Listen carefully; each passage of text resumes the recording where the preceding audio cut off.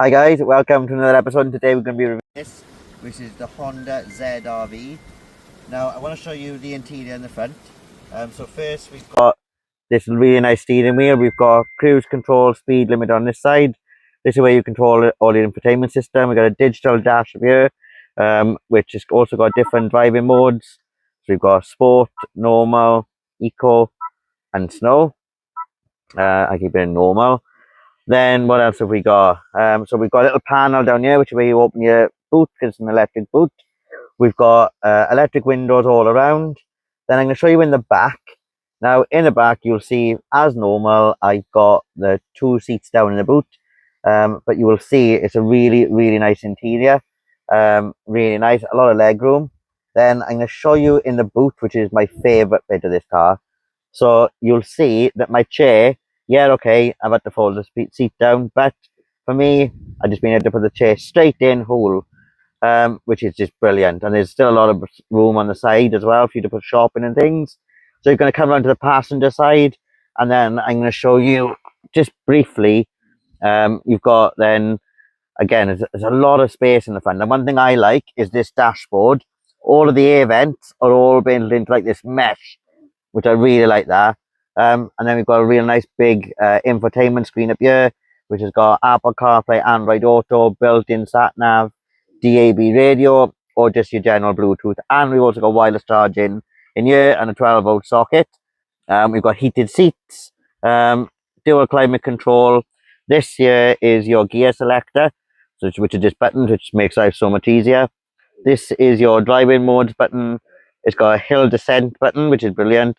Electronic handbrake. We've got a USB-C socket down here and an ordinary USB socket this side. And then we've got your auto handbrake as well. So yeah, it's pretty fully loaded, to be honest. So let's go for a short drive and then we'll see what I think at the end.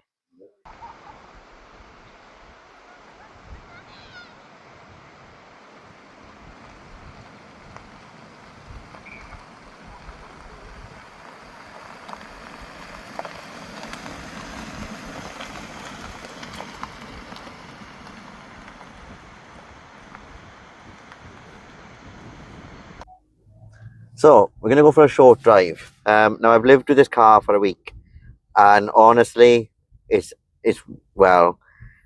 The only thing I will say about it, right, just before I get into all the nice bits, I find that the ride is a bit firm, but it is still a really nice car to drive. I've got to be honest. Now it is a hybrid, and I'm currently averaging 43.2 miles to the gallon. And I'm got just under a full tank, and that's giving me 385 miles. This is a hybrid, and I've got to be honest, for such a big car, it doesn't struggle at all. The steering is nice and light. Around town, it switches into EV mode, which makes a massive difference. And yeah, it's a really nice drive, I've got to be honest. Especially on little country roads like this, it seems to handle the corners really nice. It sticks to the road. Again, for such a big car, it really does stick to the road. I'm trying to think what else I need to cover. Basically, it is a really nice car, I've got to be honest. Again, like previous Hondas that I've reviewed, it's a Honda, isn't it? It's a really nice drive. They're quite solid cars. And what's the horn like on this one? Let's see, that's a bit of a girly horn. Such a big car. The other car had a more beefy horn than this one. But it is what it is when you horn. And I mean, I don't really use a horn much these days anyway.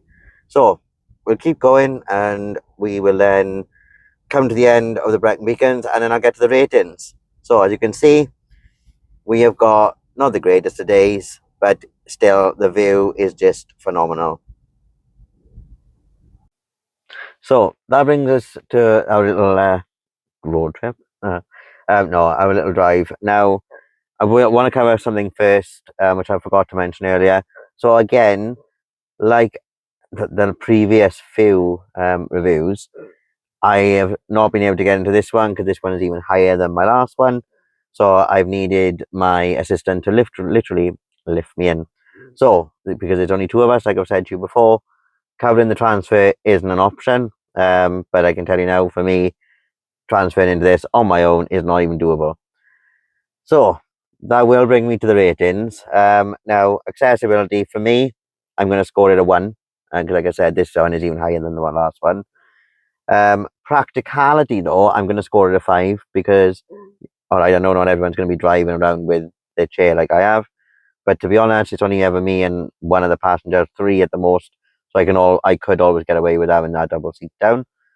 Performance, I'm going to score it a 5 because it is, like I said, it sticks to the road. It's really nice to drive, and the fuel economy is brilliant for such a big car.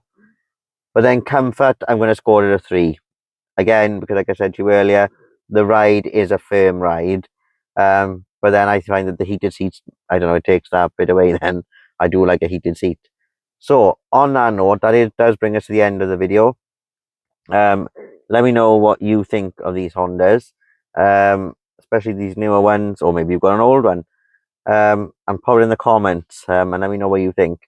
If there's anything that you want me to review for future, again, pop it in the comments, and don't forget to give me a follow. I would really appreciate that. So on that note, thanks for watching, and I'll see you all again soon.